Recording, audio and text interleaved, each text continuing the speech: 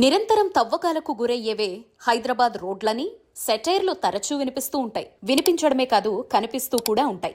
ఏదో ఒక రోడ్డును ఏదో ఒక విభాగం ఏదో ఒక పని కోసం తవ్వుతూనే ఉంటారు. విచిత్రం ఏంటంటే అప్పుడే వేసిన రోడ్డును కూడా ఏదో ఒక పని కోసం తవ్వుతుండే సందర్భాలు సాధారణంగానే మనం చూస్తూ ఉంటాం. రోడ్డున వెళుతుంటే మొన్నే రోడ్డేశారు, ఈ రోజు తవ్వేస్తున్నారు అనే మాటలు కూడా వినిపిస్తూ ఉంటాయి.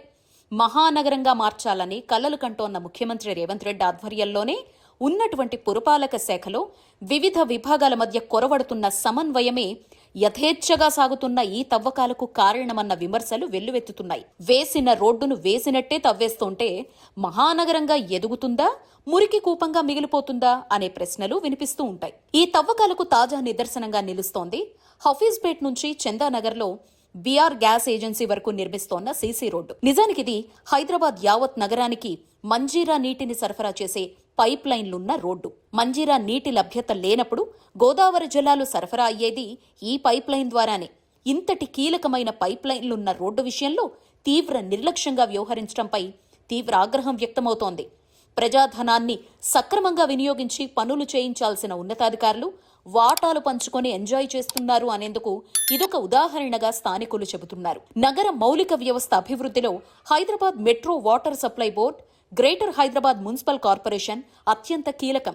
కానీ ఈ రెండు విభాగాల మధ్య సమన్వయం లేక ఈ తవ్వకాలు సాగాయా, లేక రెండు విభాగాల ఉన్నతాధికారులు కుమ్మక్కయ్యారా అన్న సందేహాలు వ్యక్తమవుతున్నాయి. శేర్లింగంపల్లి జీహెచ్ఎంసీ జోన్ పరిధిలో హఫీజ్పేట్ నుంచి చందానగర్ బీఆర్ గ్యాస్ ఏజెన్సీ వరకు మంజీరా పైప్ లైన్ రోడ్డులో 6.3 కిలోమీటర్ల మేర సీసీ రోడ్ నిర్మిస్తున్నారు. ఇంకా పనులు కూడా పూర్తి చెయ్యలేదు.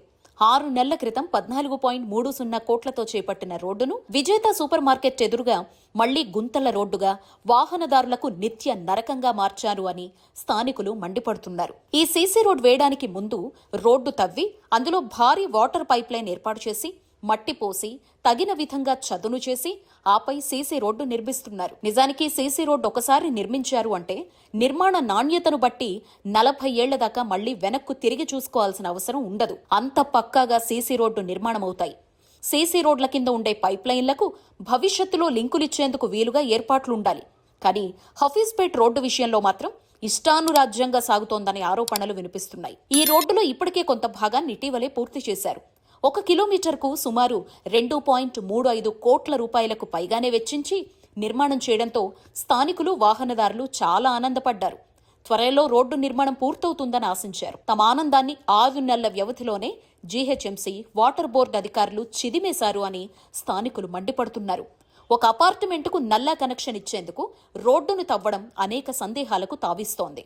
దీనికి జీహెచ్ఎంసీ అధికారులు అనుమతించారా, లేక అనధికారికంగానే వాటర్ బోర్డు అధికారులు తవ్వించారా అన్న సందేహాలు వినిపిస్తున్నాయి. నిజానికి ఇలా రోడ్డు తవ్వకానికి దరఖాస్తు చేసుకుంటే అనుమతించేందుకు అనేక అంశాల్ని పరిగణలోకి తీసుకోవాల్సి ఉంటుంది.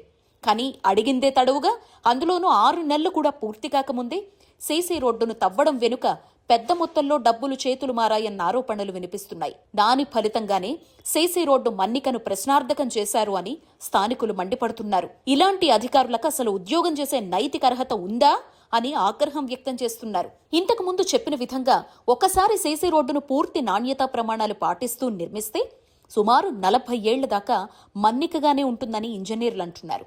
అయితే ఇలా నిర్మించిన రోడ్డుపై ఎలాంటి తవ్వకాలు లేకుంటేనే ఈ మన్నిక సాధ్యం. ఒకసారి వేసిన సీసీ రోడ్డును అడ్డగోలుగా కట్ చేసి తిరిగి కాంక్రీట్ వేసినా మునుపటి స్థాయి పటిష్టత ఉండబోదని ఇంజనీరింగ్ రంగ నిపుణులు అంటున్నారు. తవ్విన ప్రాంతంలో రోడ్డు కింద ఉన్న తాగునీటి పైప్ లైన్లు తీవ్రంగా దెబ్బతినే అవకాశం ఉందంటున్నారు. పైప్ లైన్ దెబ్బతింటే చుట్టుపక్కల ప్రాంతాలకు నీటి సరఫరా నిలిచిపోవడమే కాకుండా మొత్తం తవ్వి మరమ్మతులు చేయాల్సిన దుస్థితి దాపురిస్తుందని అంటున్నారు. హఫీజ్పేట్లో తవ్విన చోట కాంక్రీట్ వేయకుండా మట్టి పోసి కప్పిపెట్టేయడం గమనార్హం.